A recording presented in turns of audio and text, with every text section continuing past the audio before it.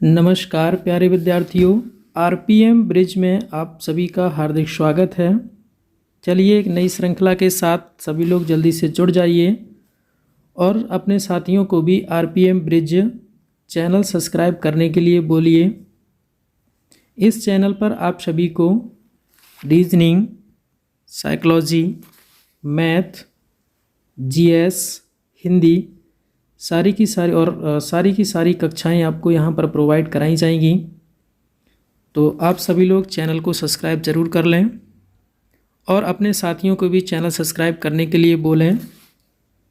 चलिए श्रृंखला की शुरुआत करते हैं। आज की श्रृंखला में हमने रेलवे ग्रुप डी के लिए 15 से 16 क्वेश्चन, काफ़ी इंपॉर्टेंट क्वेश्चन जो एग्ज़ाम में बार बार रिपीट होते हैं, बार बार एग्ज़ाम में पूछे जाते हैं, ग्रुप डी के लिए बायोलॉजी के क्वेश्चनों को हमने यहाँ पर लिया है। चलिए श्रृंखला की शुरुआत करते हैं। और श्रृंखला की शुरुआत में आज के लिए पहला क्वेश्चन है, सेलुलर और मॉलिक्यूलर जीव विज्ञान का केंद्र स्थित है। तो आपको बताना है प्यारे विद्यार्थियों कि इसका जो केंद्र है वो कहाँ पर स्थित है। नई दिल्ली में, पटना में, जयपुर में या फिर हैदराबाद में।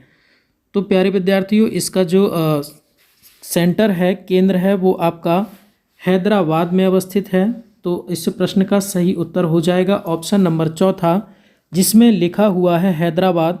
कोशिकीय एवं आणविक जीव विज्ञान का केंद्र जो कोशिका के सूक्ष्म अध्ययन की सुविधा प्रदान करता है वह हैदराबाद आंध्र प्रदेश में स्थित है। तो इस प्रश्न का सही उत्तर हो जाएगा ऑप्शन नंबर चौथा, जिसमें लिखा हुआ है हैदराबाद।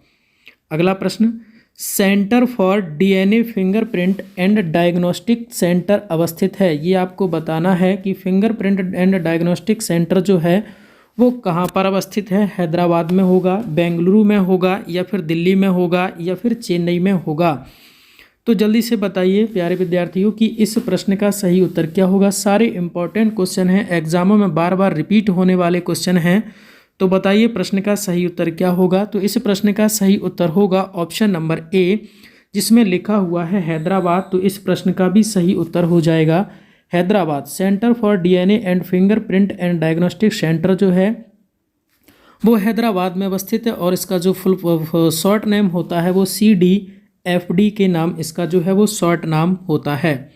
अगला प्रश्न, प्रोटीन के निर्माण में आधारभूत इकाई होती है। आपको बताना है कि प्रोटीन के निर्माण में जो आधारभूत इकाई होती है वो क्या होती है। एमिनो अम्ल होती है, DNA होता है या फिर RNA होता है या फिर नाइट्रोजन बेस होता है।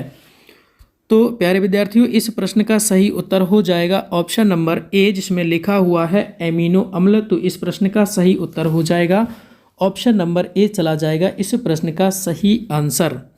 अगला प्रश्न, DNA संश्लेषण का प्रतिपादन किसने किया था। आपको बताना है कि इसका प्रतिपादन जो है वो किसने किया था। कॉर्नबर्ग ने किया, जॉनसन ने किया, वाटसन एवं क्रिक ने किया या फिर इनमें से कोई नहीं। तो प्यारे विद्यार्थियों इस प्रश्न का सही उत्तर हो जाएगा ऑप्शन नंबर सी, जिसमें लिखा हुआ है वाटसन एवं क्रिक। तो जो भी लोग हमारे चैनल पर नए जुड़ रहे हैं कृपया करके चैनल को सब्सक्राइब करें, बेल आइकन भी प्रेस कर लें जिससे कि इम्पोर्टेंट वीडियो का नोटिफिकेशन आप तक पहुंच सके। और अपने साथियों को भी चैनल सब्सक्राइब करने को कहें, अपने साथियों को भी चैनल सब्सक्राइब करने के लिए बोलें। इस चैनल पर आपको मैथ की क्लास, जीएस की क्लास, हिंदी की क्लास और साइकोलॉजी की क्लास, टेस्ट सुपर टेट के लिए सारी क्लास यहाँ पर विधिवत रूप से चलाई जाएंगी। आपके ऑनलाइन डिजिटल बोर्ड पर सारी क्लासें होंगी। फिलहाल आज ही वीडियो ये आपका इस तरीके से आ रहा है। कल से आपकी सारी क्लास जो है वो डिजिटल बोर्ड पर ही सभी क्लासें कराई जाएंगी। तो आप लोग बिल्कुल तैयार रहें, अपने साथियों को भी चैनल सब्सक्राइब करने के लिए बोलें।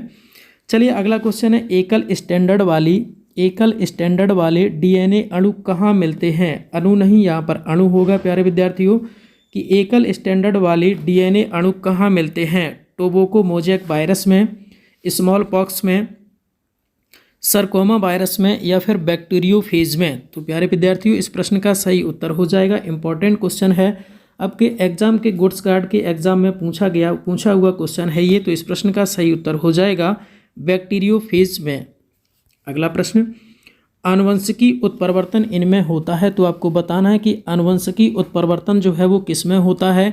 DNA में होता है, RNA में होता है, क्रोमोसोम्स में होता है या फिर राइबोसोम्स में होता है। तो प्यारे विद्यार्थियों, इस प्रश्न का सही उत्तर हो जाएगा क्रोमोसोम्स। सारे क्वेश्चन ये कहीं ना कहीं आए हुए हैं, ये आपका कोलकाता में पूछा गया है रेलवे के एग्जाम में। तो इस प्रश्न का सही उत्तर हो जाएगा क्रोमोसोम्स, यानी कि ऑप्शन नंबर सी इस प्रश्न का सही उत्तर हो जाएगा। अगला प्रश्न, मानव शरीर में क्रोमोसोम्स की संख्या होती है, तो आपको बताना है कि मानव शरीर में क्रोमोसोम्स की संख्या कितनी होती है। 46, 48, 49, 50। तो बहुत बार ये क्वेश्चन पूछा गया है, सरल क्वेश्चन है, हो सकता है आप लोगों को आता भी होगा, जिनको नहीं आता है तो ठीक है, याद रखना इंपॉर्टेंट क्वेश्चन है। टीसीसीसी के एग्जाम में कई बार ये क्वेश्चन पूछा गया है। तो इस प्रश्न का सही उत्तर हो जाएगा ऑप्शन नंबर ए, जिसमें लिखा हुआ है 46। अगला प्रश्न, मानव कोशिका में निहित हैं 44 गुणसूत्र निहित होते हैं, 48 गुणसूत्र, 46 गुणसूत्र या फिर 23 गुणसूत्र। तो जैसा कि आप सबको पता है, इस प्रश्न का सही उत्तर हो जाएगा ऑप्शन नंबर सी, यानी कि 46 गुणसूत्र। इंपॉर्टेंट क्वेश्चन है, रिपीटेड क्वेश्चन है, बार बार एग्जामों में पूछे जाने वाले ये क्वेश्चन है। चलिए श्रृंखला का अगला क्वेश्चन, आरएनए का मुख्य कार्य है। आपको बताना है कि आरएनए का जो मुख्य कार्य है वो क्या होता है। पाचन क्रिया में सहायता करता है, प्रोटीन संश्लेषण में सहायता करता है, या फिर उपर्युक्त यानी कि ए और बी दोनों, या फिर इनमें से कोई नहीं। तो जल्दी से बताइए इस प्रश्न का सही उत्तर क्या रहने वाला है। तो प्यारे विद्यार्थियों, इस प्रश्न का सही उत्तर हो जाएगा ऑप्शन नंबर सी, जिसमें लिखा हुआ है उपर्युक्त दोनों। तो इस प्रश्न का सही उत्तर हो जाएगा मेरे प्यारे विद्यार्थियों ऑप्शन नंबर सी, जिसमें लिखा हुआ है उपर्युक्त दोनों। तो चलिए श्रृंखला के अगले क्वेश्चन से आपको मिलवाते हैं। इस प्रश्न का सही उत्तर हो जाएगा ऑप्शन नंबर सी, यानी कि उपर्युक्त दोनों। चलिए अगला प्रश्न है, श्रृंखला का अगला प्रश्न से आपको मिलवाते हैं। श्रृंखला का अगला प्रश्न है, कोशिका के अंदर सूचना का प्रवाह किसके द्वारा होता है। तो आपको बताना है कोशिका के अंदर जो सूचना का प्रवाह होता है वो किसके द्वारा होता है। आरएनए के द्वारा होता है, डीएनए के द्वारा होता है, राइबोसोम के द्वारा होता है, या फिर माइटोकॉन्ड्रिया के द्वारा होता है। बायोलॉजी से ये काफ़ी इंपॉर्टेंट क्वेश्चन हमने निकाले हैं सारे, एग्जाम में बार बार पूछे जाने वाले ये प्रश्न हैं। तो अच्छे से पढ़िएगा और ध्यान भी रखिएगा, और अपने साथियों को भी श्रृंखला शेयर करिएगा और बताइएगा कि श्रृंखला को एक बार ज़रूर देखें। तो इस प्रश्न का सही उत्तर हो जाएगा आरएनए। अगला प्रश्न, आत्महत्या की थैली किसे कहा जाता है। इंपॉर्टेंट क्वेश्चन है, काफ़ी बार पूछा गया है, आप लोगों को भी पता होगा। ये क्वेश्चन वो हैं जो बार बार एग्जाम में पूछे जाते हैं, और ये श्रृंखला खासकर हमने रेलवे ग्रुप डी के लिए श्रृंखला को बनाया है। तो ज़रूर पढ़िएगा सभी लोग एक साथ, साइंस के इंपॉर्टेंट क्वेश्चन को हमने लिया है। तो जल्दी से बताइए इस प्रश्न का सही उत्तर क्या होगा। तो इस प्रश्न का सही उत्तर हो जाएगा ऑप्शन नंबर सी, यानी कि लाइसोसोम को कहा जाता है आत्महत्या की थैली। अगला प्रश्न, डीएनए का मूल मात्रक है। डीएनए का मूल मात्रक आपको बताना है कि डीएनए का मूल मात्रक क्या होता है। विटामिन, न्यूक्लियोसाइड्स, न्यूक्लियोटाइड्स या फिर वसा। तो प्यारे विद्यार्थियों, इस प्रश्न का सही उत्तर हो जाएगा ऑप्शन नंबर सी, न्यूक्लियोटाइड से इस प्रश्न का सही उत्तर हो जाएगा। अगला प्रश्न, क्लोनिंग पद निम्नलिखित में से संबंधित होता है। तो आपको बताना है कि जो क्लोनिंग पद है वो निम्नलिखित में से किससे संबंधित होता है। पर्यावरण से, जनन विज्ञान से, अंतरिक्ष प्रौद्योगिकी से, या फिर व्यापार से। तो इस प्रश्न का सही उत्तर हो जाएगा जनन विज्ञान। जो आपका क्लोनिंग पद होता है वो आपका जनन विज्ञान से रिलेटेड होता है। तो इस प्रश्न का सही उत्तर होगा ऑप्शन नंबर दूसरा।